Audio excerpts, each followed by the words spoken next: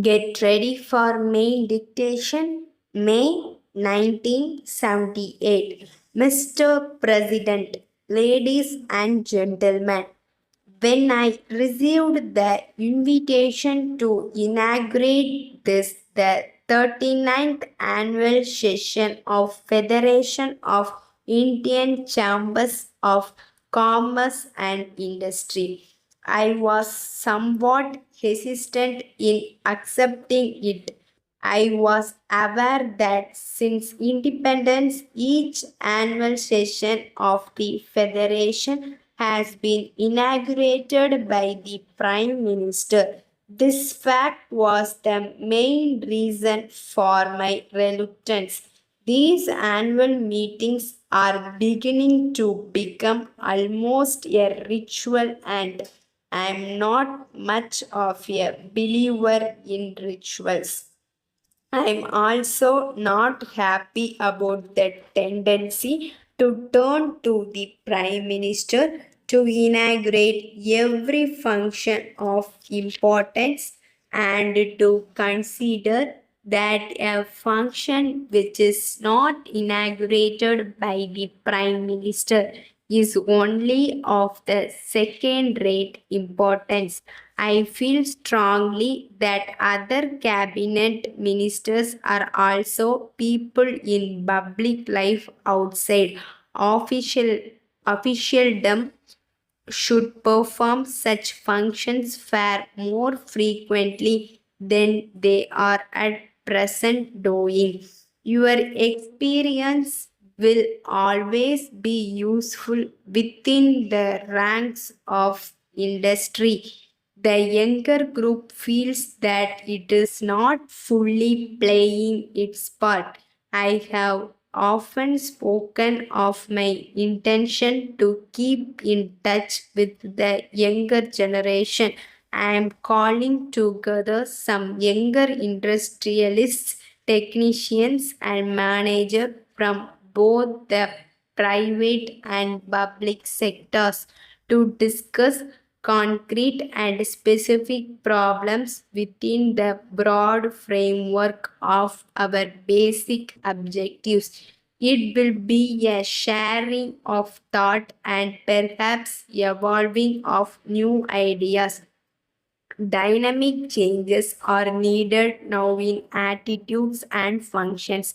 In your address, Mr. President, you have pointed out that India is still a depressingly poor country and expressed concern that we have not succeeded well enough in our effort to fight poverty and develop our economy. Poverty is indeed the central problem facing us, and it is the way in which we set out to tackle it that we as a nation will be judged. It is a long and arduous battle that we have to wage. It calls for clarity of purpose, determination, and unity. It also demands of us all the perseverance, the discipline, the hard work of which we are capable. Slowly and steadily, we shall be building a new and progressive nation in which even the poorest in our country will be able to enjoy a minimum level of living. There will be fuller employment, more widespread facilities of education and health, greater opportunities for youth, and less inequalities of income and wealth. It is to give shape to these aspirations, to translate them into reality, that we adopted the course of planned development in our country 15 years ago. After you had shown so clear a recognition of the challenge of our situation, I was a little disappointed, Mr. President, to hear you suggest that we would be well advised to have a smaller fourth plan.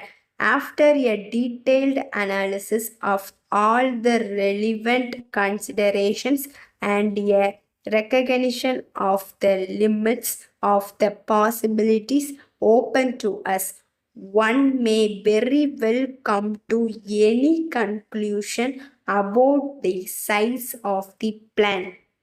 Letter from the Secretary, Shorthand Writers Association, Madras, to its members.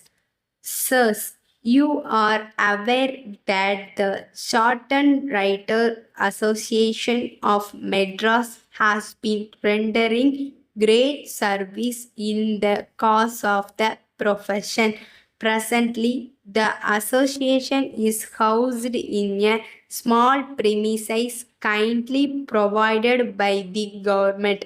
With the increase in the number of members and expansion of activities of the association, the need for additional accommodation is keenly felt. Several efforts made by the office bearers of the association during the past 1 year to secure additional space have not yet borne fruit. The task before us is to sell the tickets. The association counts on your unstinted effort in the sale of tickets.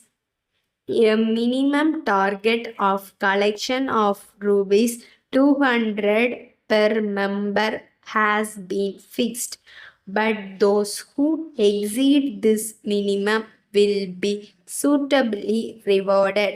The time before us is rather too short. I am therefore to request you to make it convenient to meet the secretary in the association office and collect the ticket books. You may arrange to send the amount as and when collected without waiting for full collection. Your cooperation is solicited in making the collection drive a grand success. Yours sincerely.